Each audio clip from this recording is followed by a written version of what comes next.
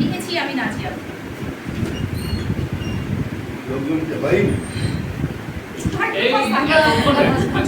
সবাই চলে গেছে, সবাই তো 6:30টায় আসছে।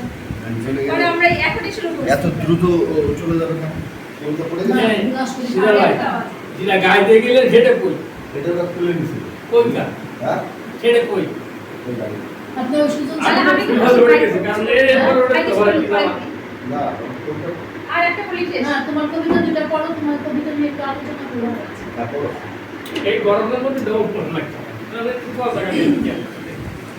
ওই যে আসলে এটা তুমি বনামা কোন করছি কোন ধরনের? হে দাম্ভিক মানব, তোমার অহংকারের তরবারি তো কবেই হারিয়ে গেছে।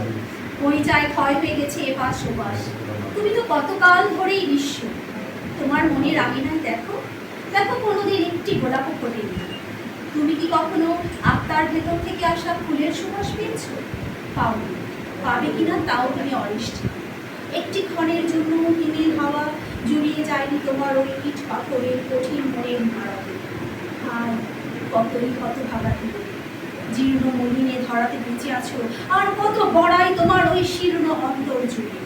পেশি বহুল হাতে কত রাইফেল উঠেছে, কত বুলেট ঝড় তুলে গেছে তামাম দুনিয়ায়। কত স্নিগ্ধ ভঙ্গি হত্যা করেছো ওই নিঠুর মনের পেশনি দ্বারা। একটি ভালো ভাবুন, আত্মপিশনি নিজেই তো ধীরে ধীরে শেষ হয়ে যাচ্ছ। চোখ তুলো, দেখো তোমার ওই শক্ত চোয়াল তুলে কত মায়াময় মুখে বক্র হাসি এখন তোমারই মুখ চেয়ে। অথচ আমি, আমার কোমল হাতের স্পর্শে বিদ্যার এই কলম ছুটে চলেছে বুলেটের চেয়েও শত সহস্র গুণ বেশি গতিতে। এরপর ওপর করে দিচ্ছে তোমার শক্ত মনটাকে। ওই মনের ভিত নাড়াতে দু কলম লিখলেই চলে, কিন্তু 200 রাউন্ড গুলিও আমার মনে আঁচড় কাটতে পারে না। ভেবে দেখো, প্রকৃতপক্ষে তুমি, তোমার দাম্ভিকতাই বড় না আমি, আমার কোমলতা স্নিগ্ধতাই তুলনাকে। ধন্যবাদ।